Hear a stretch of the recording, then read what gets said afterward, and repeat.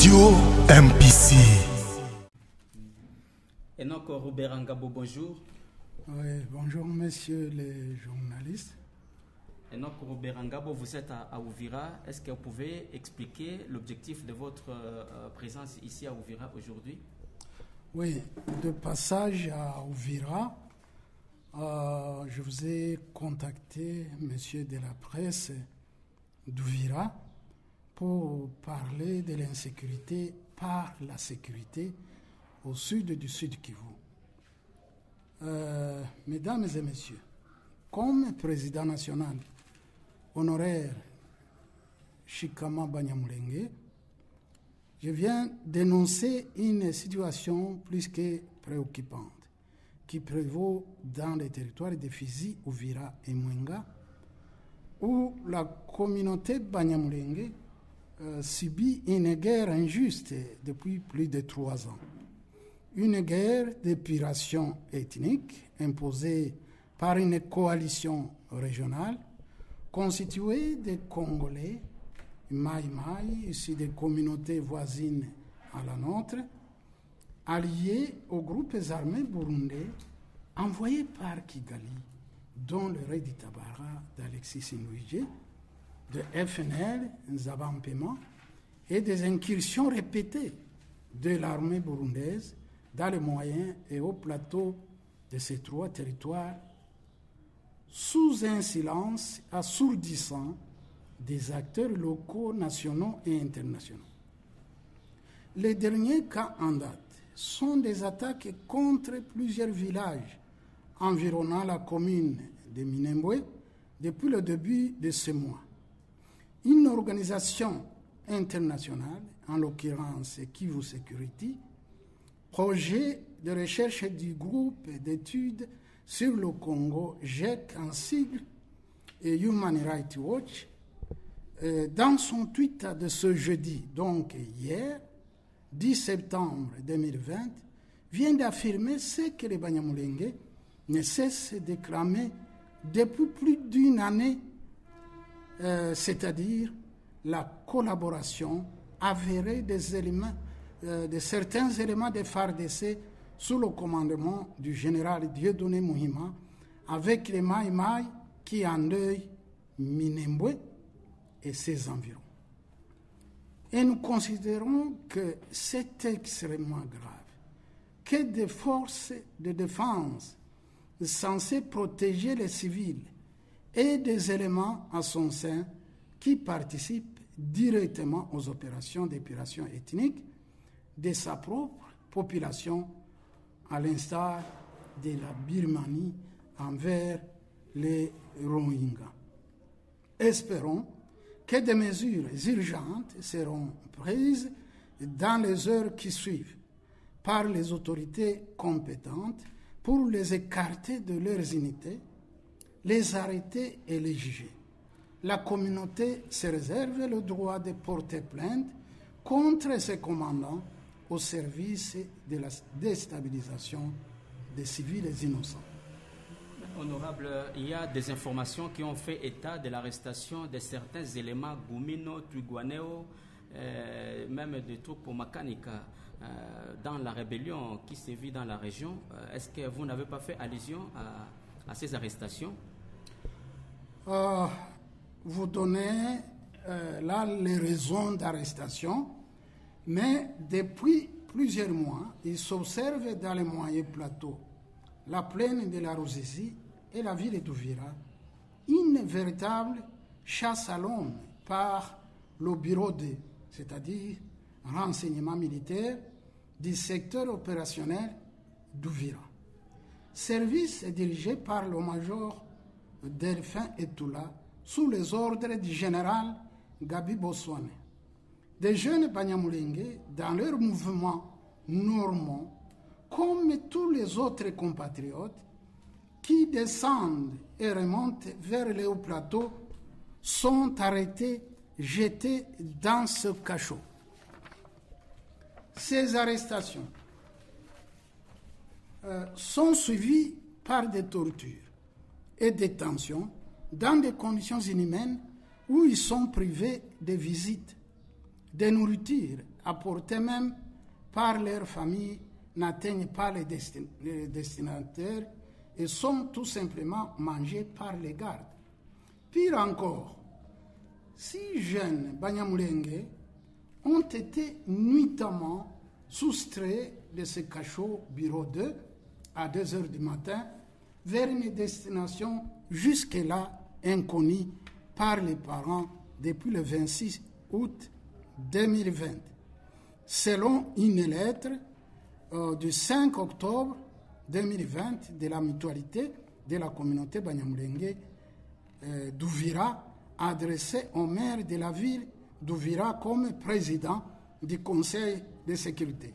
Ces jeunes sont Ngoma Rushimangabo, Serugo Magistrat Mugenza, Rubibi Benjamin, Ndakize Birama Ruberwa Livingston, Mutegetsi Boaz. Nous interpellons toutes les autorités du sommet à la base. Exigeons une sécurité pour les populations de ces territoires. Exigeons d'arrêter l'épuration ethnique des Banyamulenge où participent les services de sécurité. Éradiquer tous les groupes armés, démanteler les réseaux de soutien aux Maï-Maï et à leurs alliés groupes étrangers par des leaders au pays et en diaspora. Demander aux pays voisins, notamment le Rwanda et le Burundi, de cesser de déstabiliser l'Est de la RDC par une collaboration tacite des services de notre pays. Une conspiration sans nom contre une communauté. Honorable, à vous entendre parler, vous semblez caractériser votre communication comme une sorte d'entrave au travail fait par le gouvernement, aux efforts faits fournis par l'armée pour mettre fin à l'insécurité dans la région ici. Est-ce que vous avez une recommandation adressée au gouvernement congolais? Oui, nous avons des recommandations. Nous les faisons depuis plus d'une année. Nos recommandations sont simples. Nous exigeons, en tout cas à notre gouvernement, des opérations militaires pour neutraliser, par exemple, le Redi Tabara, le FNL, Nzabampema et leurs alliés Maï-Maï. Seul le rétablissement de l'autorité de l'État dans un état de droit protégera tout le monde. Enfin, à tous les leaders des territoires concernés, engageons-nous de travailler pour mobiliser nos communautés pour la cohabitation pacifique, gage de développement. Je vous remercie. Jusqu'à quand est-ce que la communauté Banyamulenge va cesser de se victimiser parce que vous avez parlé que les Banyamulenge subissent une guerre, quelque chose comme ça, parce que les FRDC collaborent avec le Maï-Maï. Jusqu'à quand les Banyamulenge cesseront de se victimiser parce que les autres communautés subissent aussi le même sort de la part des Banyamulenge? Ça, c'est un discours auquel on est habitué. Quand il y a une seule communauté, vous savez, dans nos territoires ici, il y a au moins 5 communautés, mais il n'y a qu'une seule communauté contre laquelle toutes les autres se battent. Se victimiser, c'est un concept pour nier les évidences. Et parmi les étapes d'une épuration ethnique, il existe des théories qui disent que la victime devient le bourreau, ou la victime n'est pas victime. Cette théorie existe dans le processus d'extermination. Et parfois, on accuse même la victime qu'il est l'auteur de son propre malheur. Il y a des théories comme ça. Si vous les vérifiez sur le terrain, tout le monde est contre les Banyamulenge, ça ne peut pas s'appeler autrement. Ça s'appelle que les Banyamulenge sont victimes de tous les autres. Être victime d'une minorité, à mon avis, ça n'a aucun sens. Puisque cette minorité n'a pas une force de mettre ou d'exterminer la majorité. C'est la majorité toujours qui extermine la minorité. Donc, voilà un peu ce que je peux dire à ce niveau. Quand vous parlez de... Vous recommandez au gouvernement congolais de mener des opérations militaires d'envergure pour neutraliser les groupes armés. Est-ce que vous semblez ignorer que les Banyamulenge ont aussi des groupes armés et qu'à chaque fois quand les FARDC font leur travail d'arrêter certains de ces éléments armés, Banyamulenge, donc il y a toute une diplomatie, tout un balai de défense pour le cas par exemple des 6 personnes que vous réclamez pour la libération de ces personnes? Non, écoutez fiston, mais c'est simple. Les 6 personnes ici, qu'on les mette en accusation, c'est simple. Qu'on les mette à la disposition de la justice et qu'on prouve de quoi ils sont accusés. C'est tout ce qu'on demande. Pour ce qui est des opérations, fiston, je crois, vous êtes un grand journaliste. Je sais que vous suivez tout le monde. Depuis plus d'une année, dans mes communiqués, dans mes écrits, j'ai toujours demandé qu'on neutralise tous les groupes armés. Même les conversations que j'ai faites à partir d'Uvira au téléphone avec le général Muhima Minembwe, je lui ai posé la question comment les Maï Maï convergent vers Minembwe et les FARDC sont dans leur position et ne bougent pas. Pourquoi les FARDC ne s'interposent même pas? Il y a une zone tampon, par exemple. Pourquoi les FARDC ne sont pas là pour assurer la sécurité de tout le monde? Donc, il y a un problème de volonté des commandants qui sont sur le terrain. Justement, c'est ce que je demande. Il faut nécessairement qu'on les punisse. Pour ce qui est des groupes armés, on a toujours demandé qu'on fasse taire, fiston, qu'on fasse taire tous les groupes armés. Même ceux qui se disent protéger, je ne sais pas, leur communauté. Qu'on fasse taire par la sécurité. Il n'y a que la sécurité de l'État qui fait taire tout le monde. Mais ces groupes peuvent périr puisqu'il y a absence de l'État. Voilà. Honorable, nous voulons savoir la guerre qui s'observe dans les attaques qui s'observent dans les hauts plateaux de Fizi, Mwenga et Uvira. Est-ce que ce sont des attaques qui peuvent toucher tout le pays des Grands Lacs ou ce sont des attaques qui peuvent se limiter juste au niveau des hauts plateaux? Quelle image que vous donnez à ces attaques qui s'observent à Minembwe? Ça peut prendre une image régionale? Non, je l'ai dit bien dans mon communiqué ici. Dans la coalition contre ma communauté, il y a bien sûr des groupes armés locaux, des Maïmaï issus des autres communautés. Mais vous avez des journalistes, et vous le savez, qui est à l'oreille d'Itabara. L'oreille d'Itabara, ce sont des Burundais, des Hutus et des Tutsis. À la suite d'un coup d'État raté au Burundi, ils sont partis au Rwanda. Le Rwanda les a organisés, les a largués chez nous, avec l'aide de certains éléments de sécurité congolaise. Moi, je suis originaire de quelque part où c'est occupé par l'oreille d'Itabara à Kiriama, en groupement de Kigoma. C'est chez moi, c'est là où je suis né. Les FNL de Nzabampema. Je crois la fois passée, il y a eu même une menace de Maïmaï sur Uvira. En tout cas, certaines sources affirmaient que ces Maïmaï sont avec FNL ici dans les collines, non loin d'Uvira. Nzabampema, il est où? Il est soutenu par qui? Il est alimenté par qui? Par des réseaux qui passent par les frontières jusque dans les hauts plateaux. Donc, il y a un complot régional, d'abord contre ma communauté. Et effectivement, quand ma communauté est déstabilisée, Ma communauté fait partie des communautés du Sud Kivu. Donc, l'insécurité touche les autres communautés aussi. Les civils innocentes qui n'ont rien à faire avec les Maï-Maï, avec je ne sais pas quel groupe. Vous vous rappelez, vous êtes des journalistes et vous êtes dans la région. Je crois au mois de mai, l'armée burundaise a traversé jusque vers Bijombo.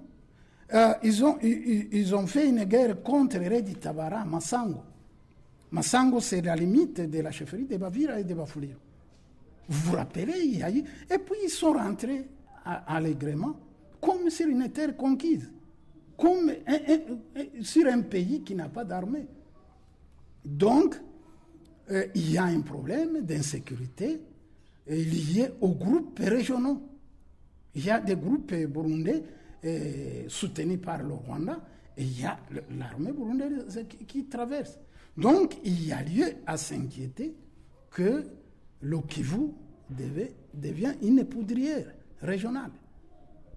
Tout ce que vous venez de relater, honorable, est-ce que ça relève la faiblesse du gouvernement ou l'irresponsabilité du gouvernement congolais? Parce que, d'une part, le gouvernement devrait protéger ses frontières. Écoutez, je ne veux pas que tu me prêtes les vocables, mais tout le monde l'a dit, l'autorité de l'État. L'autorité de l'État, ce sont les forces de sécurité. Là où il n'y a pas de forces de sécurité, la nature a horreur du vide. C'est alors que les groupes, même nationaux, qui trouvent une arme quelque part, s'organisent pour contrôler une colline. Mais dans tout cela, est-ce que vous arrivez à comprendre comment les Burundais, des Tutsis et des Hutus, arrivent au Congo, font une alliance avec les Maï-Maï? En principe, ces groupes devaient faire alliance avec les Banyamulenge. Mais curieusement, ces groupes armés burundais sont alliés aux Maï-Maï. C'est une situation inédite. Je ne sais pas à qui poser la question. Le commandant qui est à Uvira, le général qui est à Uvira. On peut poser la question à la région militaire qui est au niveau de Bukavu, le gouverneur à Bukavu.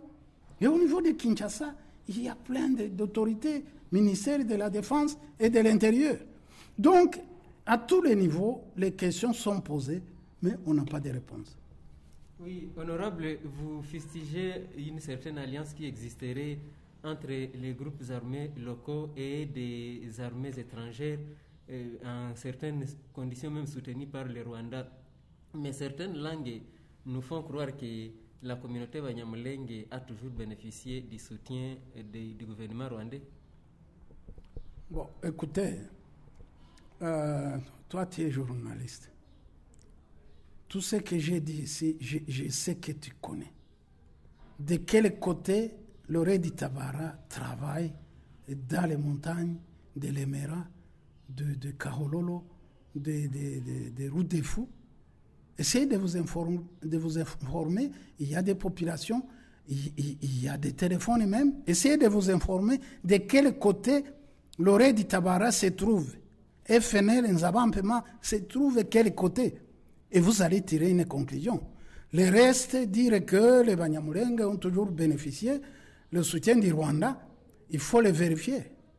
Ce qui est vérifiable aujourd'hui est que le Redi Tabara, soutenu par le Rwanda, je le répète, le Redi Tabara, soutenu par le Rwanda, aujourd'hui sont en alliance avec les Maï-Maï.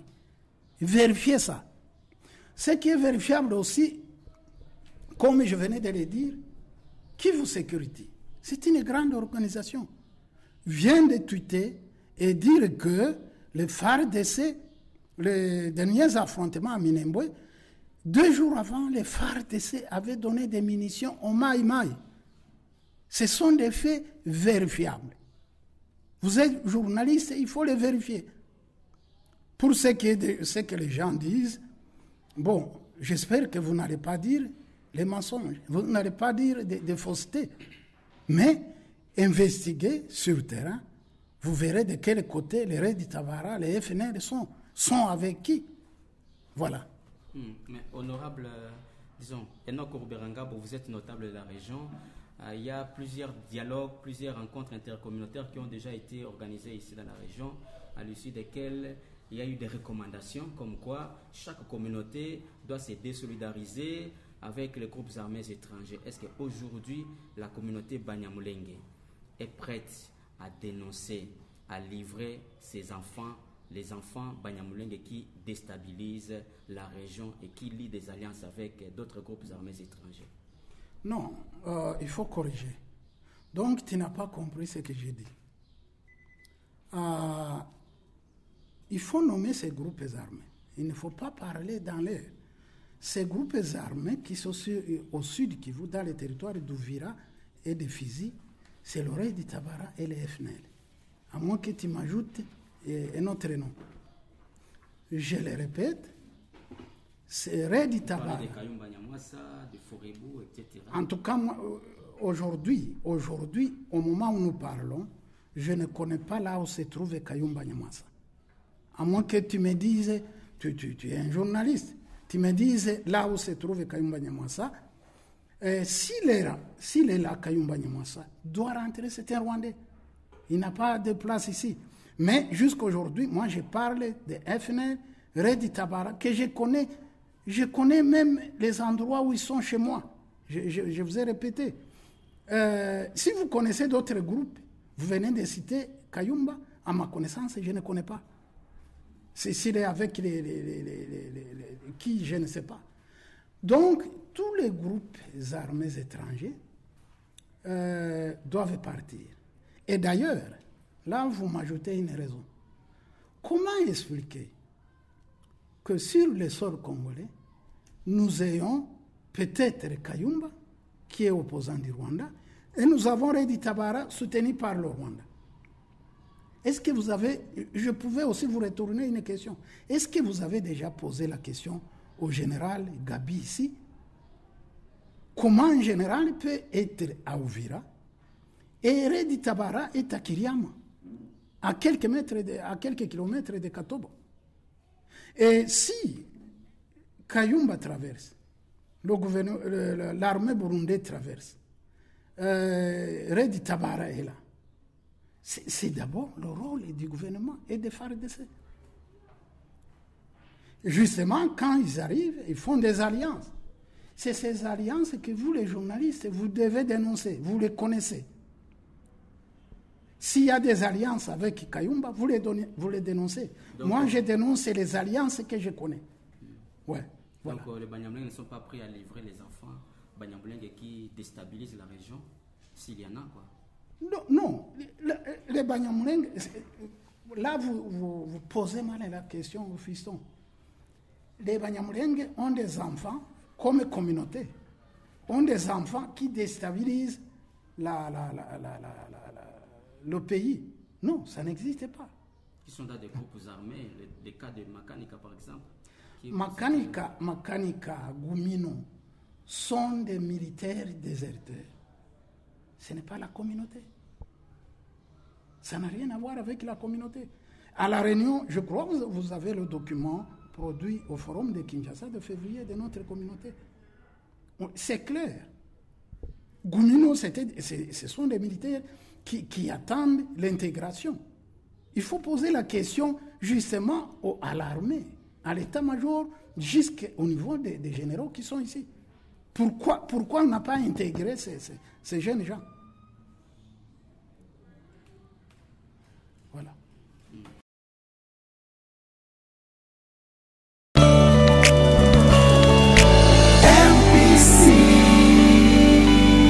Radio MPC.